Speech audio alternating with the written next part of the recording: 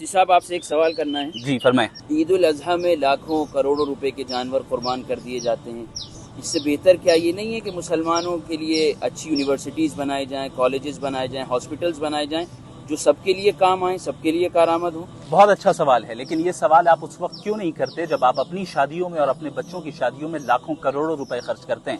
ये सवाल आप उस वक्त क्यों नहीं करते जब आप हजारों और लाखों रुपए के गैजेट्स खरीदते हैं? ये सवाल आप उस वक्त क्यों नहीं करते जब आप अपने कल्चरल इवेंट्स में और फिर इंडिपेंडेंस डे और रिपब्लिक डे में लाखों करोड़ों रुपए पूरे मुल्क में खर्च करते हैं? क्या उस वक्त आपको हॉस्पिटल्स और यूनिवर्सिटीज याद नहीं आती? क्या वजह है कि ये सवाल सिर्फ बकरीद के टाइम पर किया जाता है, और क्या वजह है कि ये सवाल सिर्फ हुकूकुल्लाह के मुताल्लिक किया जाता है? याद रखें, यूनिवर्सिटीज बनाना, हॉस्पिटल्स बनाना ये हमारी जिम्मेदारी है, और इस्लाम इससे डिस्करेज नहीं करता है बल्कि इनकरेज करता है कि हम ज्यादा से ज्यादा लोगों के साथ रहम का मामला करें और लोगों की मदद करें, उन्हें तालीम दें, उनका इलाज हम करें और गरीबों और मरीजों की जो है हम मदद करें। लेकिन इसका ये मतलब नहीं है कि हम इन चीजों को किसी इबादत का ऑल्टरनेटिव बना दें।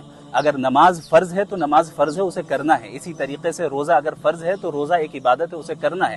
उम्रा एक इबादत है, हज एक इबादत है। इसी तरीके से कुर्बानी भी एक इबादत है जिसका कोई ऑल्टरनेटिव नहीं है।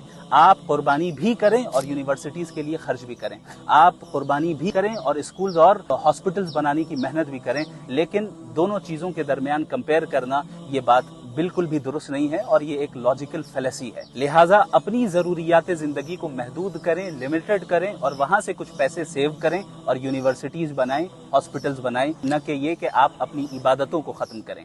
बहुत शुक्रिया।